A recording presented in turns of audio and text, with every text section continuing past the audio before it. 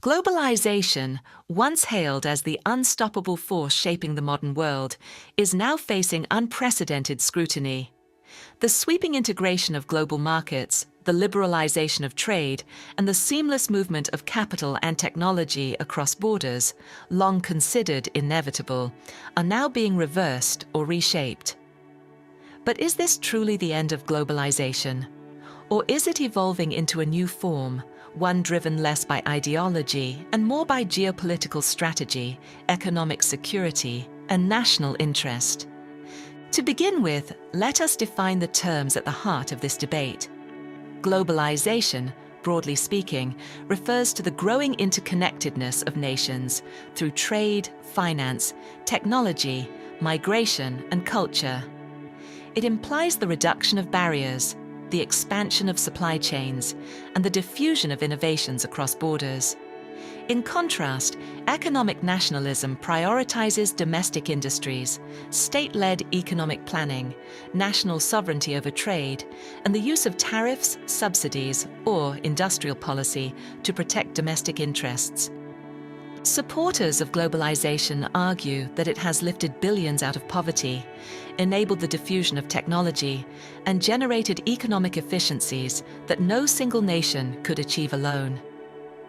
It has allowed consumers access to cheaper goods, enabled multinational cooperation, and formed the backbone of a rules-based international order. From the 1990s to the early 2000s, the neoliberal orthodoxy, rooted in deregulation, liberal trade agreements, and international capital mobility, dominated global economic thinking. Yet cracks began to emerge. The 2008 financial crisis exposed the fragility of hyper-connected financial systems and the growing gap between financial elites and the working class. Post-crisis austerity and stagnating wages in the West fueled popular anger and a surge in populist movements. The COVID-19 pandemic delivered another blow.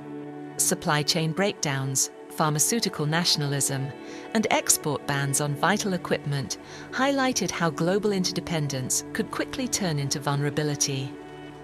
In recent years, economic nationalism has resurged.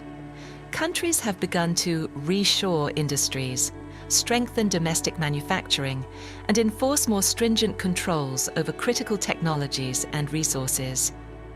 The United States Inflation Reduction Act, the EU's Green Industrial Plan, and China's Made in China 2025 initiative all reflect a global pivot towards state-guided economic strategy. The rhetoric of resilience, strategic autonomy, and national security has replaced earlier commitments to open global markets. Critics of economic nationalism warn of a dangerous turn.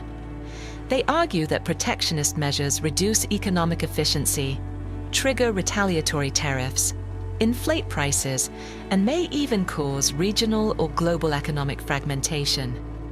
They caution that beggar-thy-neighbor policies could inflame geopolitical tensions, especially in the context of growing US-China rivalry.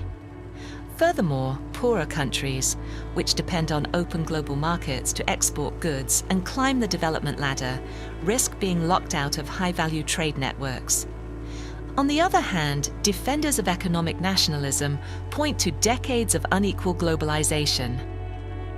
They argue that free trade disproportionately benefited multinational corporations and the financial elite while eroding industrial bases, especially in Western democracies.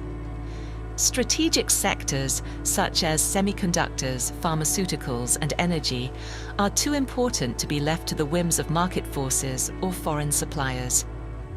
From this viewpoint, a return to strategic economic planning is not just prudent, but necessary. Europe finds itself caught in a particularly complex bind. The European Union has long championed globalization, promoting open trade agreements and rules-based multilateralism.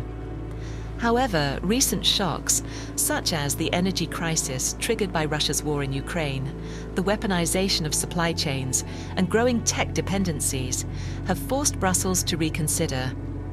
The EU now seeks strategic autonomy in areas such as digital technology, raw materials, and green energy. Yet, questions remain. Can Europe truly act autonomously without jeopardizing competitiveness? Can it balance green goals with the realities of global economic interdependence? Meanwhile, the Global South raises a different critique. Many developing nations view the rise of Western economic nationalism as hypocritical. After decades of being lectured about free markets and open trade, they now see Western powers subsidizing industries, blocking exports, and creating technological barriers. Calls for a new multipolar economic order based on South-South cooperation, alternative payment systems, and regional production networks are growing louder.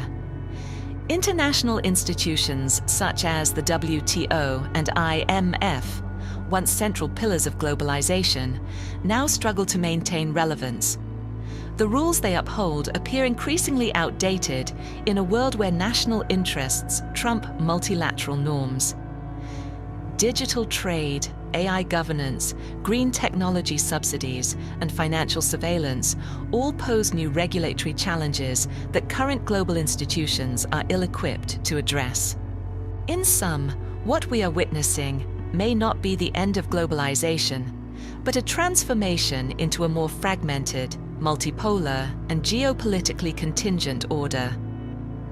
The age of seamless market-driven global integration is over. In its place, we are seeing the rise of strategic globalization, where state power, security concerns, and technological sovereignty define the new rules of the game. Bonus section: deepening the discourse into complex systems of economic power. To explore this transformation more rigorously, we must shift from narrative history to systems theory. Globalization, viewed through a complex adaptive systems framework, is not a binary condition, but a fluid equilibrium. A network of dynamic feedback loops, institutional inertia, and non-linear disruptions. It is shaped by asymmetries in power, information, and technology, and governed by both formal institutions and informal norms. One useful model here is the concept of nested hierarchies in global governance. Trade policy, for example, is simultaneously influenced by municipal infrastructure, national regulation, regional treaties, like the EU or ASEAN, and global regimes, such as the WTO. As this nesting becomes strained, through technological shocks, populist politics, or geopolitical decoupling, each layer begins to act with greater autonomy, increasing system complexity and fragility. Another lens is economic cybernetics, the study of control and feedback in economic systems. In a hyper-digitized economy, algorithmic decision-making governs logistics, investment, trade flows, and even consumer behavior. These algorithms, designed with certain priors, e.g., maximize efficiency or market share, create self-reinforcing loops that reduce slack and resilience. In this sense, globalization becomes brittle, optimized for throughput rather than adaptability. Moreover, we must address the technological architecture of globalization itself. Who codes the protocols of financial infrastructure? Who owns the data centers, the satellite systems, the 5G towers? As cloud empires and AI governance replace traditional trade routes, we face a form of digital mercantilism, where data, not oil, becomes the contested resource, and algorithmic dominance defines geopolitical influence. Finally, consider the meta-political implications. The shift from global governance by deliberation to governance by design, where political control is encoded into standards, APIs, and trade protocols. In such a world, sovereignty is not merely a legal status, but an infrastructural condition. The capacity to define and defend one's digital, industrial, and economic architecture.